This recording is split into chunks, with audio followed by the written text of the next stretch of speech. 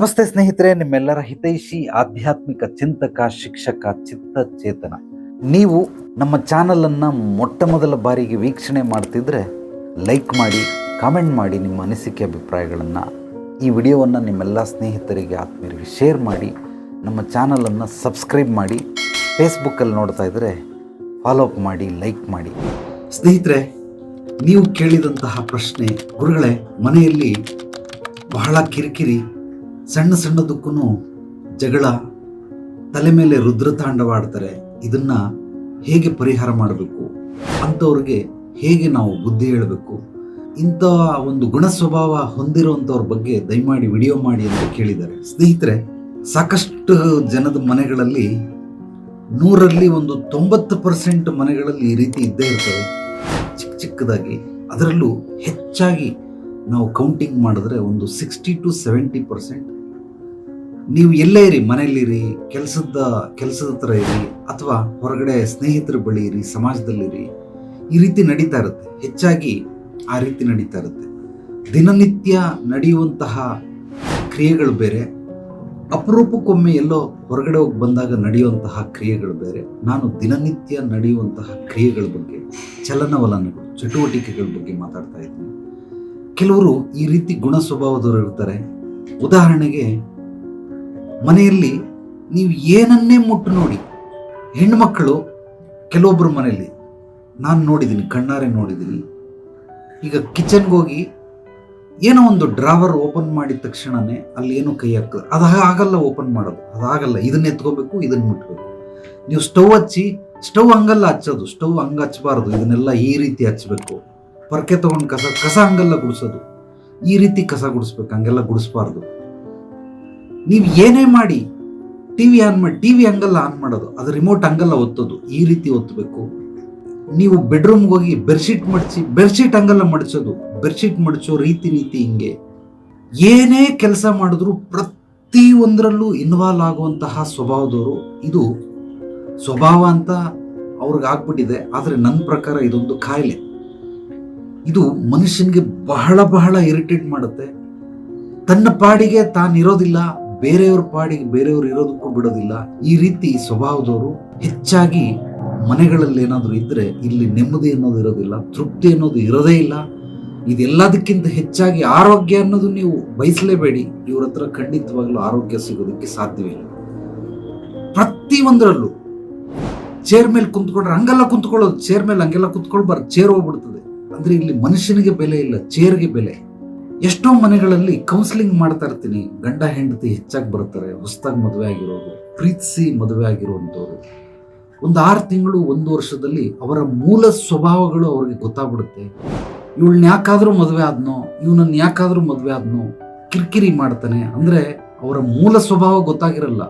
Love ಮಾಡೋದಕ್ಕಿಂತ ಮುಂಚೆ ಮೇಲ್ನೋಟಕ್ಕೆ ಅಂದ್ರೆ ಒಂದು 30% ತಿಳ್ಕೊಂಡಿರ್ತಾರೆ, ಇಲ್ಲ 50% ತಿಳ್ಕೊಂಡಿರ್ತಾರೆ, ಅದಕ್ಕಿಂತ ಹೆಚ್ಚಾಗಿ ತಿಳ್ಕೊಂಡಿರೋದು.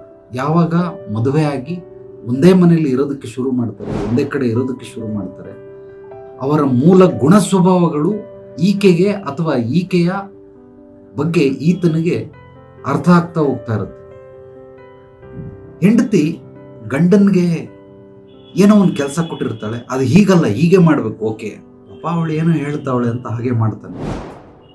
ಅದಾದ್ಮೇಲೆ ಸುಮ್ಮನೆ ಒಂದು ಸ್ಟ್ಯಾಂಡ್, 4 ಸ್ಟ್ಯಾಂಡ್, ಅದ್ರ ಮೇಲ್ಗಡೆ ಕ್ಯಾಪ್ಗಳು, ಏನಾದರೂ ಕೈ ಟೆಚ್ಚಾಗಿ ರಕ್ತ ಬಂದ್ಬಿಟ್ರೆ ಅಂತೇಳಿ ಕ್ಯಾಪ್ ಬರ್ತದ ಮೇಲ್ಗಡೆ ಸಿಕ್ಸೋದಕ್ಕೆ. ಆ ಕ್ಯಾಪ್ ಹಾಕ್ಬೇಕಾದ್ರೆ ಅದನ್ನ ಅಲ್ಲಿಟ್ಬೇಡಿ, ಮೊಟ್ಟೆ ಹೊಡೆದೋಗುತ್ತೆ, ಅದು ಪ್ಯಾನ್ ಅದ್ರ ಮೇಲೆ ತೂಕ ಬರುತ್ತೆ. ಸ್ನೇಹಿತರೆ, ಈತ ಆಕೆಗೆ ಹೆಲ್ಪ್ ಮಾಡ್ತಾವನೆ, ಏನಾದರೂ ಕೈ ಟಚ್ ಆದರೆ ತುಂಬಾ ಶಾರ್ಪ್ ಆಗಿರೋದ್ರಿಂದ ಕಟ್ ಆಗ್ಬಿಡುತ್ತೆ ಅಂತ. ಆದರೆ ಆಕೆಗೆ ಈತ ಹೆಲ್ಪ್ ಮಾಡ್ತಾ ಇರೋದ್ರ ಬಗ್ಗೆ ಗಮನ ಇಲ್ಲ, ಆಕೆಗೆ ಮೊಟ್ಟೆ ಬಗ್ಗೆ ಗಮನ, ಪ್ಯಾನ್ ಬಗ್ಗೆ ಗಮನ. ಒಡೆದೋಗ್ಬಿಡುತ್ತೆ ಅಂತ. ಮೊಟ್ಟೆ ಒಂದು 4-5 ಮೊಟ್ಟೆ ಇದೆ, ಒಡೆದೋದ್ರೆ ಒಂದು 20 ರೂಪಾಯಿ ಲಾಸ್ ಆಗ್ಬಹುದು. ಈಕೆ ಕೈ ಕಟ್ಟಾದ್ರೆ ಅದು 20 ರೂಪಾಯಿಗೆ ಬೆಲೆ ಬಾಳುತ್ತಾ, ನೋವು ತಿನ್ನಕ್ಕೆ ಸಾಧ್ಯವಾಗುತ್ತಾ? ಆದ್ರೆ ಅದನ್ನ ನೋಡ್ಕೊಳ್ಳಲ್ಲ. ಮೊಟ್ಟೆ ಬಗ್ಗೆ ಕಾಳಜಿ ಇದೆ, ಗಂಡನ ಬಗ್ಗೆ ಕಾಳಜಿ ಇಲ್ಲ. ಮೊಟ್ಟೆಗೆ ಕೊಡ್ತಾ ಇರುವಂತ ಆದ್ಯತೆ, ಮಾನ್ಯತೆಯನ್ನ ಒಬ್ಬ ಮನುಷ್ಯನಿಗೆ ಕೊಡ್ತಾ ಇಲ್ಲ. ಇಂಥ ಅಜ್ಞಾನಿಗಳು ಪ್ರಪಂಚದಾದ್ಯಂತ ಸಾಕಷ್ಟು ಜನ ಸಿಗ್ತಾರೆ ನಿಮಗೆ.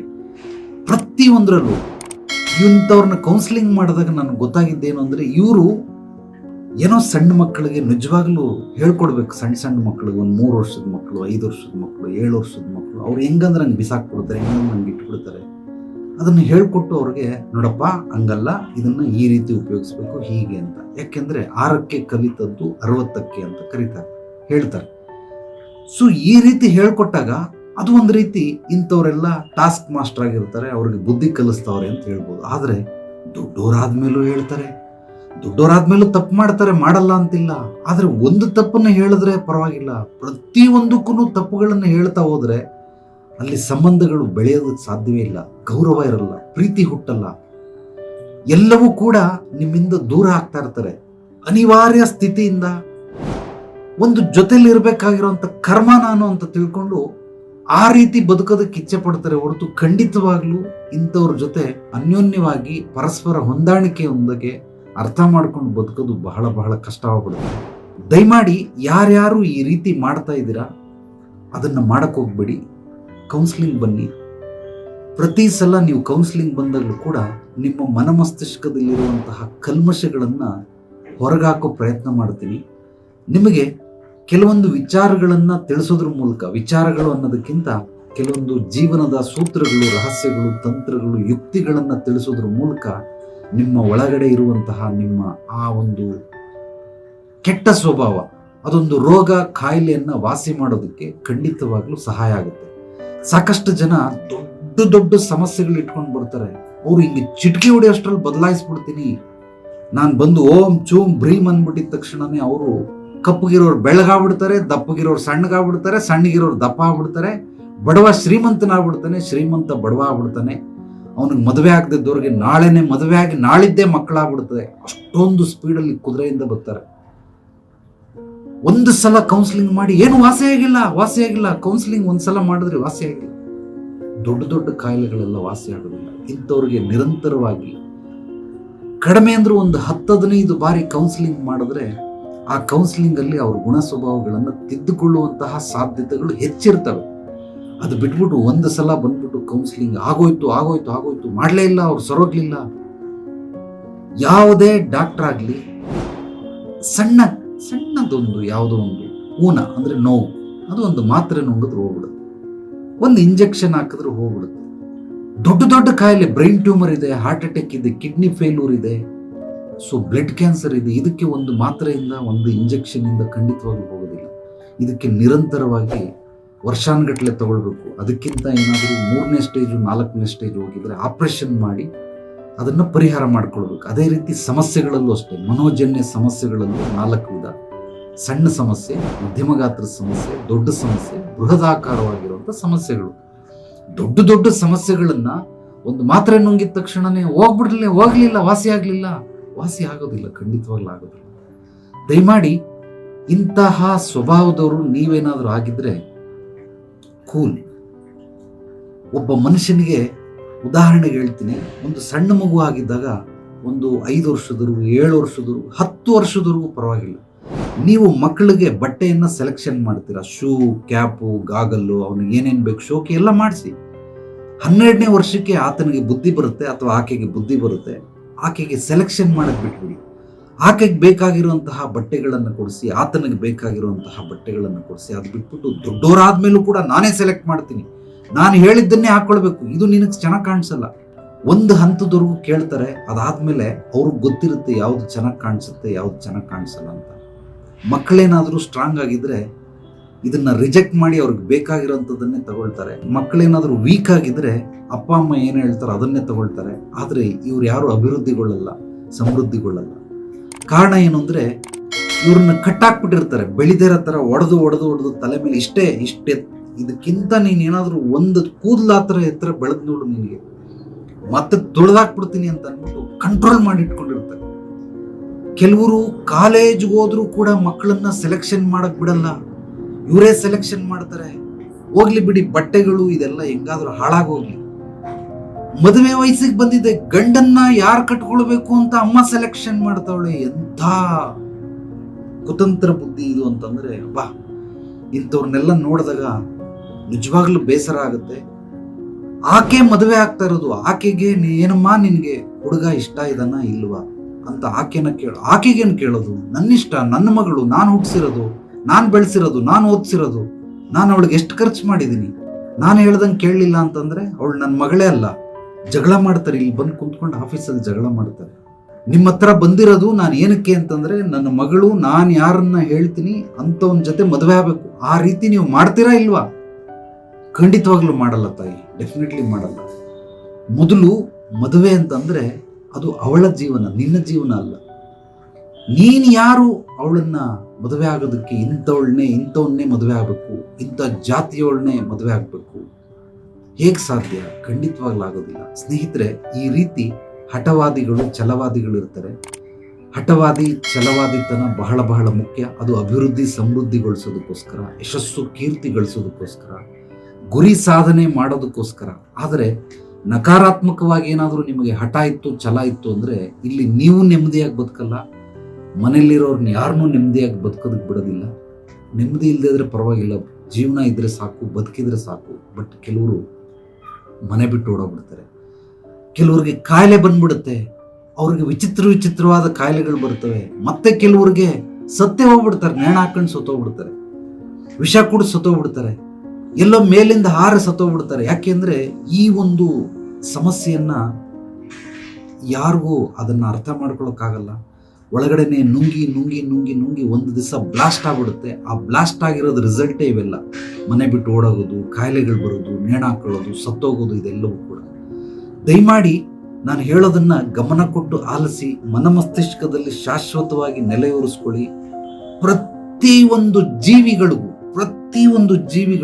ಇಡೀ ಭೂಮಂಡಲದಲ್ಲಿರುವಂತಹ ಎಲ್ಲ ಜೀವಿಗಳಿಗೂ, ಭಗವಂತ ನಿರ್ಮಾಣ ಮಾಡಿರೋ ಪ್ರತಿಯೊಂದು ಜೀವಿಗಳಿಗೂ ಮೊದಲು ಏನಾದರೂ ಬೇಕು ಅಂದರೆ ಅದು ಸ್ವತಂತ್ರ ಬೇಕು. ಇದನ್ನ ಚೆನ್ನಾಗಿ ತಿಳ್ಕೊಳ್ಳಿ. ಮೊದಲು ಏನಾದರೂ ಬಯಸಿದ್ರೆ ಪ್ರಾಣಿ, ಪಕ್ಷಿಗಳು, ಮನುಷ್ಯ ಎಲ್ಲವೂ ಸ್ವತಂತ್ರನ ಬಯಸ್ತಾನೆ. ಎರಡನೇದು ಪ್ರೀತಿಯನ್ನ ಬಯಸ್ತಾನೆ. ಇದು ಎರಡು ಇದ್ರೆ ಅವನ ಜೀವನ ಆರೋಗ್ಯವಾಗಿರುತ್ತೆ, ಸಮೃದ್ಧಿಯಿಂದ ಇರುತ್ತೆ, ಸುಖವಾಗಿರುತ್ತೆ, ನಲಿವಿನಿಂದ ಸಂತೋಷದಿಂದ ಬದುಕ್ತಾನೆ. ಆನಂದ, ಪರಮಾನಂದನೂ ಸಿಗುತ್ತೆ, ತೃಪ್ತಿ, ನೆಮ್ಮದಿ ಕೂಡ ಸಿಗುತ್ತೆ. ಯಾವಾಗ ಸ್ವತಂತ್ರ ಇಲ್ಲ ಅಲ್ಲಿ ಬದುಕೋದು ಬಹಳ ಬಹಳ ಕಷ್ಟ. ದಯಮಾಡಿ ನಿಮಗೆ ಮೊದಲು ಏನನ್ನ ಮಾಡಬೇಕು, ಏನನ್ನ ಮಾಡಬಾರದು, ಹೇಗೆ ಮಾಡಬೇಕು ಅನ್ನೋದನ್ನ ತಿಳ್ಕೊಳ್ಳಿ. ನೀವು ನಿಮ್ಮ ಗುಣ ಸ್ವಭಾವಗಳನ್ನು ಸಣ್ಣ ಮಗುವಿಂದ ಹಿಡಿದು ಅದೇ ಮಗು ವಯೋವೃದ್ಧ ಆಗಿ ಸಾಯೋವರೆಗೂ ಒಂದೇ ರೀತಿ ಇರೋದಕ್ಕೆ ಸಾಧ್ಯವಿಲ್ಲ. ನಿಮ್ಮ ಗುಣಗಳು ಅವನು ಚಿಕ್ಕದ್ರಲ್ಲಿದ್ದಾಗ ಅಕ್ಸೆಪ್ಟ್ ಮಾಡ್ತಾ ಇದ್ದ, ದೊಡ್ಡವನಾದ್ಮೇಲೆ ಅಕ್ಸೆಪ್ಟ್ ಮಾಡಲ್ಲ.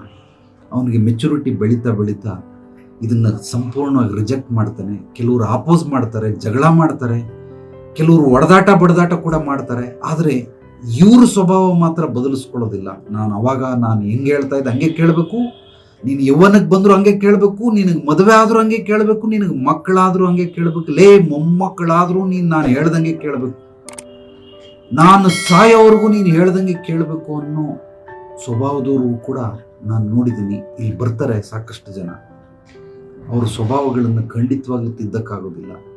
ಇಂಥವ್ರ ಜೊತೆ ಇವರೆಲ್ಲ ಒಂದು ರೀತಿ ಸೈಕೋಗಳು. ಇವ್ರಿಗೆಲ್ಲ ನಿಜವಾಗ್ಲೂ ಸೈಕೋ ಅಂದರೆ ಮನೋಜನ್ಯ ಸಮಸ್ಯೆಗಳಿರುವಂಥವ್ರು. ವಿಚಿತ್ರವಾಗಿ ಆಡ್ತಾರೆ, ವಿಭಿನ್ನವಾಗಿ ಆಡ್ತಾರೆ, ವಿಶೇಷವಾಗಿ ಆಡ್ತಾರೆ. ಇದೆಲ್ಲವೂ ಸಕಾರಾತ್ಮಕವಾಗಿದ್ದರೆ ಅದು ಸಮಾಜಕ್ಕೆ ಒಂದು ರೀತಿ ಉದ್ಧಾರ ಆಗೋದಕ್ಕೆ ಅನುಕೂಲ ಮಾಡಿಕೊಡುತ್ತೆ. ಆದರೆ ವೈಯಕ್ತಿಕವಾಗಿ ಏನಾದರೂ ಇದ್ದರೆ ಎಲ್ಲರ ನೆಮ್ಮದಿಯನ್ನು, ತೃಪ್ತಿಯನ್ನು, ಆರೋಗ್ಯವನ್ನು ತಿನ್ನುವಂತಹ ಕೆಲಸ ಇದು. ದಯಮಾಡಿ ಆ ರೀತಿ ಮಾಡಬೇಡಿ. ಯಾರ್ಯಾರು ಈ ರೀತಿ ನಿಮ್ಮ ಮನೆಗಳಲ್ಲಿದ್ದರೆ ಅಥವಾ ಸ್ನೇಹ ವರ್ಗದಲ್ಲಿ ಏನಾದರೂ ಇದ್ದರೆ ಇಂಥವ್ರನ್ನ ಅವಾಯ್ಡ್ ಮಾಡಿ, ಇಗ್ನೋರ್ ಮಾಡಿ. ಇವ್ರಿಗೆ ಆಪೋಸ್ ಮಾಡಿ ನೀವು ಗೆಲ್ಲಕ್ಕಾಗಲ್ಲ. ಇವ್ರಿಗೆ ಜ್ಞಾನ ಬುದ್ಧಿ ಹೇಳಕ್ಕೂ ಆಗಲ್ಲ. ಇವ್ರನ್ನ ಯಾವುದೇ ಕಾರಣಕ್ಕೂ ಬದಲಾಯಿಸೋಕ್ಕಾಗಲ್ಲ. ಬದಲಾಯಿಸಬೇಕು ಅಂತಂದರೆ ಅವ್ರು ಹೇಳ್ದಂಗೆ ನೀವು ಮಾಡ್ತಾ ಹೋಗಬೇಕು, ಅಥವಾ ಅವರಿಂದ ಸಾಧ್ಯವಾದಷ್ಟು ದೂರ ಸರಿತಾ ಇರಬೇಕು. ದೂರ ಸರಿಯೋದು ಅಂತಂದರೆ ಬ್ಯುಸಿ ಆಗ್ಬಿಡಿ, ನಿಮ್ಮ ಕೆಲಸದಲ್ಲಿ ಬ್ಯುಸಿ ಆಗ್ಬಿಡಿ. ಅವ್ರಿಗೆ ಮನವರಿಕೆ ಆಗಬೇಕು ಈತ ಬ್ಯುಸಿ ಇದ್ದಾನೆ ಅಂತ. ಆ ಮನವರಿಕೆ ಆದಾಗ ಅವರು ನಿಮ್ಮಿಂದ ಸ್ವಲ್ಪ ಈ ರೀತಿ ಎಲ್ಲ ಟಾರ್ಚರ್ ಕೊಡೋದನ್ನು ಬಿಟ್ಬಿಡ್ತಾರೆ. ನಿಮಗೆ ಅರ್ಥ ಆಗಲಿಲ್ಲ ಅಂದರೆ ನೇರವಾಗಿ ಬಂದು ಭೇಟಿ ಮಾಡಿ. ಖಂಡಿತವಾಗ್ಲೂ ನಾನು ಎಲ್ಲ ಜೀವನದ ಹಂತಗಳನ್ನು ಹೇಳ್ಕೊಡ್ತೀನಿ. ಭವಿಷ್ಯವನ್ನು ಹೇಗೆ ನಿರ್ಮಿಸ್ಕೊಳ್ಬೇಕು, ಹೇಗೆ ಸೃಷ್ಟಿಸ್ಕೊಳ್ಬೇಕು, ಹೇಗೆ ನಿಮ್ಮ ಒಂದು ಸಾಮ್ರಾಜ್ಯವನ್ನು ಬೆಳೆಸಬೇಕು, ಅಭಿವೃದ್ಧಿ ಸಮೃದ್ಧಿಗೊಳಿಸಬೇಕು, ನಿಮ್ಮ ಆಸೆ ಆಕಾಂಕ್ಷೆಗಳನ್ನು ಪೂರೈಸ್ಕೊಳ್ಳೋದು ಹೇಗೆ, ನೀವು ಯಶಸ್ಸು ಕೀರ್ತಿ ಗಳಿಸೋದು ಹೇಗೆ, ಗುರಿ ಸಾಧನೆಯನ್ನು ಮಾಡೋದು ಹೇಗೆ, ಎಲ್ಲವನ್ನ ಬಿಡಿ ಬಿಡಿಯಾಗಿ ನಿಮ್ಮ ಮನಮಸ್ತಿಷ್ಕದಲ್ಲಿ ಶಾಶ್ವತವಾಗಿ ನೆಲೆಹೂರೋ ಹಾಗೆ ಅದನ್ನು ಹೇಳ್ಕೊಡ್ತೀನಿ. ನಿಮ್ಮ ಯಾವುದೇ ಪ್ರಶ್ನೆಗಳಿಗೆ ಉತ್ತರ ಬೇಕು ಅಂದರೆ, ನಿಮ್ಮ ಸಂಶಯಗಳಿಗೆ ನಿವಾರಣೆ ಆಗಬೇಕು ಅಂದರೆ, ನಿಮಗೆ ಅಸ್ಪಷ್ಟವಾಗಿರುವಂತಹ ಕೆಲವೊಂದು ಘಟನೆಗಳನ್ನು, ವಿಚಾರಗಳನ್ನು ನನ್ನ ವಾಟ್ಸಪ್ ನಂಬರ್ ವಾಯ್ಸ್ ಮೆಸೇಜ್ ಕಳಿಸಿ. ನೀವು ಕೊಟ್ಟಂತಹ ವಿಷಯದ ಬಗ್ಗೆ ಅಥವಾ ನಿಮಗೆ ಬೇಕಾಗಿರುವಂತಹ ಉತ್ತರಗಳನ್ನು ನಾನು ದಿನನಿತ್ಯ ಯೂಟ್ಯೂಬಲ್ಲಿ ಎಲ್ಲ ಸೋಷಿಯಲ್ ಮೀಡಿಯಾಗಳಲ್ಲಿ 7 ಗಂಟೆಗೆ ಅಪ್ಲೋಡ್ ಮಾಡ್ತೀನಿ. ಅದನ್ನು ನೀವು ನೋಡಬಹುದು. ಪ್ರತಿ ಶನಿವಾರ ಯೂಟ್ಯೂಬಲ್ಲಿ ಒಂದು ದಿವಸ, ಫೇಸ್ಬುಕ್ಕಲ್ಲಿ ಒಂದು ದಿವಸ ಲೈವ್ ಬರ್ತೀನಿ. ಸತ್ಸಂಗ ಕಾರ್ಯಕ್ರಮ ಇರುತ್ತೆ. ನೀವು ಕೊಟ್ಟಂತಹ ಒಂದು ವಿಷಯಗಳನ್ನು ತಗೊಂಡು ಸುಮಾರು 1 ಗಂಟೆಗಳು ಆ ಲೈವಲ್ಲಿ ನೀವು ನಿಮ್ಮ ಪ್ರಶ್ನೆಗಳನ್ನು ಕೂಡ ಕೇಳಬಹುದು, ಅಥವಾ ಮುಂದಿನ ವಿಷಯ ಯಾವುದು ಬೇಕು ಅನ್ನೋದನ್ನು ಕೂಡ ಕೇಳಬಹುದು. ಅದನ್ನು ನಾನು ನಿಮಗೆ ಆ ವಿಷಯದ ಬಗ್ಗೆ ಪ್ರತಿ ಶನಿವಾರ ಸಂಜೆ 7 ಗಂಟೆಯಿಂದ 8 ಗಂಟೆವರೆಗೂ ಸತ್ಸಂಗ ಕಾರ್ಯಕ್ರಮ ಇರುತ್ತೆ. ಅಥವಾ ಯಾವುದೋ ಒಂದು ವಿಷಯದ ಬಗ್ಗೆ ನಿಮಗೆ ಬಿಡಿಸಿ ತಿಳುವಳಿಕೆಯನ್ನು ನೀಡ್ತೀನಿ, ಅರಿವು ಎಚ್ಚರಿಕೆಯನ್ನು ನೀಡ್ತೀನಿ. ಸ್ನೇಹಿತರೆ, ಯಾರಿಗೆ ಯಾವುದೇ ರೀತಿ ಸಮಸ್ಯೆಗಳಿರಲಿ, ತೊಂದರೆಗಳಿರಲಿ, ಕಷ್ಟಗಳಿರಲಿ, ಕುಂದುಕೊರತೆಗಳು, ಅಡೆತಡೆಗಳಿರಲಿ, ನೇರವಾಗಿ ಬಂದು ಭೇಟಿ ಮಾಡಿ ನಿಮ್ಮೆಲ್ಲ ಸಮಸ್ಯೆಗಳಿಗೆ ಪರಿಹಾರ ಕೊಡೋದ್ರ ಜೊತೆಗೆ ನಿಮ್ಮ ಅಭಿವೃದ್ಧಿ ಸಮೃದ್ಧಿಗಾಗಿ ಹಂತ ಹಂತವಾಗಿ ಮಾರ್ಗದರ್ಶನದ ಜೊತೆಗೆ ನಿರಂತರವಾಗಿ ನಿಮಗೆ ಬೆಂಬಲವನ್ನು ಸಹ ನೀಡ್ತೀನಿ. ನಿಮ್ಮ ಸಮಸ್ಯೆಗಳಿಗೆ ಪೂರ್ವಾಪರಗಳನ್ನು ತಿಳಿದು ಕೂಲಂಕುಷವಾಗಿ ಪರಿಶೀಲನೆಯನ್ನು ಮಾಡಿದ ನಂತರ ಸಮಸ್ಯೆಗೆ ಮೂಲ ಹುಡುಕಿ ಆ ಸಮಸ್ಯೆಯನ್ನು ಪರಿಹಾರ ಮಾಡಲಾಗುತ್ತೆ. ನೀವು ದಯಮಾಡಿ ನೇರವಾಗಿ ಬನ್ನಿ. ಮತ್ತೆ ಹೇಳ್ತಾ ಇದ್ದೀನಿ, ಸಮಸ್ಯೆಗಳಲ್ಲಿ 4 ವಿಧ. ಒಂದು ಸಣ್ಣದು, ಮಧ್ಯಮ ಗಾತ್ರದ್ದು. ಇದೆರಡು ನೀವೇ ನಿವಾರಣೆ ಮಾಡ್ಕೊಳ್ಬಹುದು. ನಿಸರ್ಗನೇ ಅದಕ್ಕೆ ಕಾಲಾಯ ತಸ್ಮೈ ನಮಃ ಅಂದಂಗೆ ನಿವಾರಣೆ ಮಾಡುತ್ತೆ. ಆದರೆ ದೊಡ್ಡದು ಬೃಹದಾಕಾರವಾಗಿರೋ ಸಮಸ್ಯೆಗಳನ್ನು ನೀವು ಪರಿಹಾರ ಮಾಡ್ಕೊಳ್ಳೋದಕ್ಕೆ ಸಾಧ್ಯವಾಗೋದಿಲ್ಲ. ಯಾರು ವೃತ್ತಿಪರ ಇರ್ತಾರೆ ಅಂಥವ್ರ ಬಳಿ ಹೋಗಿ ಈ ದೊಡ್ಡದು ಬೃಹದಾಕಾರವಾಗಿರೋದನ್ನು ಪರಿಹಾರ ಮಾಡ್ಕೊಳ್ಬೇಕು. ಆದ್ದರಿಂದ ಚಿಕ್ಕ ಸಮಸ್ಯೆಗಳಿದ್ದರೆ ಖಂಡಿತವಾಗ್ಲೂ ಅದನ್ನು ನಿಮಗೆ ನಿವಾರಣೆ ಆಗುತ್ತೆ. ನಾನು ಮಾಡುವಂತಹ ವಿಡಿಯೋಗಳನ್ನು ನೋಡಿದ್ರೆ ನಿಮಗೆ ಅರ್ಥ ಆಗುತ್ತೆ. ಆದರೆ ದೊಡ್ಡದು ಬೃಹದಾಕಾರವಾಗಿರೋದು ನೀವು ನೇರವಾಗಿ ಬಂದು ಕೇಳಿ, ಖಂಡಿತವಾಗ್ಲೂ ನಿಮ್ಮ ಸಮಸ್ಯೆಗೆ ಪರಿಹಾರ ಕೊಡೋದ್ರ ಜೊತೆಗೆ ಅಭಿವೃದ್ಧಿ ಸಮೃದ್ಧಿ ಕೂಡ ನಿರಂತರವಾದ ಬೆಂಬಲವೂ ಸಿಗುತ್ತೆ. ಸ್ನೇಹಿತರೆ, ನಮ್ಮ ಚಾನಲನ್ನು ಮೊದಲನೇ ಬಾರಿ ಭೇಟಿ ಮಾಡಿದರೆ ತಪ್ಪದೇ ಮರೆಯದೆ ಸಬ್ಸ್ಕ್ರೈಬ್ ಮಾಡಿ, ಲೈಕ್ ಮಾಡಿ, ಕಮೆಂಟ್ ಮಾಡಿ. ನಿಮ್ಮ ಅನಿಸಿಕೆ ಅಭಿಪ್ರಾಯಗಳನ್ನು ನನ್ನ ವಾಟ್ಸಪ್ ನಂಬರ್ಗೆ ಟೆಕ್ಸ್ಟ್ ಮೆಸೇಜ್ ಅಥವಾ ವಾಯ್ಸ್ ಮೆಸೇಜ್ ಕೂಡ ಕಳಿಸಬಹುದು. ಈ ಒಂದು ವಿಡಿಯೋವನ್ನು ನಿಮ್ಮೆಲ್ಲ ಸ್ನೇಹಿತರಿಗೆ, ಆತ್ಮೀಯರಿಗೆ ಶೇರ್ ಮಾಡಿ. ಪಾಸಿಟಿವ್ ವಿಚಾರಗಳನ್ನು ಹಂಚೋದ್ರಿಂದ ಬೆಳೆಯುತ್ತೆ, ಜ್ಞಾನ ಹಂಚೋದ್ರಿಂದ ಬೆಳೆಯುತ್ತೆ. ಪ್ರತಿಯೊಬ್ಬ ಮನುಷ್ಯನಿಗೆ ಅರಿವು, ತಿಳುವಳಿಕೆ, ಎಚ್ಚರಿಕೆ, ಜಾಗೃತಿ, ಪ್ರಜ್ಞಾವಂತಿಕೆ, ವಿವೇಚನೆ ಬೇಕೇ ಬೇಕು. ಇದೆಲ್ಲ 6 ಸ್ತರಗಳಲ್ಲಿ ಮನುಷ್ಯ ಬದುಕಿದ್ರೆ ಅತ್ಯದ್ಭುತವಾಗಿ ಅವನು ಕೂಡ ಬದುಕೋದ್ರ ಜೊತೆಗೆ ಇನ್ನೊಬ್ರು ಕೂಡ ಬದುಕಿಸ್ತಾನೆ. ಆದ್ರಿಂದ ಇದನ್ನೆಲ್ಲ ನೀವು ನಿಮ್ಮ ಸ್ನೇಹಿತರಿಗೆ ಶೇರ್ ಮಾಡಿ. ಎಲ್ರಿಗೂ ಒಳ್ಳೆಯದಾಗಲಿ. ನಾಳೆ ಮತ್ತೆ ಭೇಟಿಯಾಗೋಣ ಮತ್ತಷ್ಟು ಸತ್ವಭರಿತ ವಿಚಾರಗಳೊಂದಿಗೆ. ಎಲ್ಲರೊಳಗಡೆಗಿರುವ ಭಗವಂತನಿಗೆ ನನ್ನ ಭಕ್ತಿಪೂರ್ವ ಪ್ರಣಾಮಗಳು. ಸರ್ವೇ ಜನೋ ಸುಖಿನೋ ಭವಂತು. ಶುಭರಾತ್ರಿ.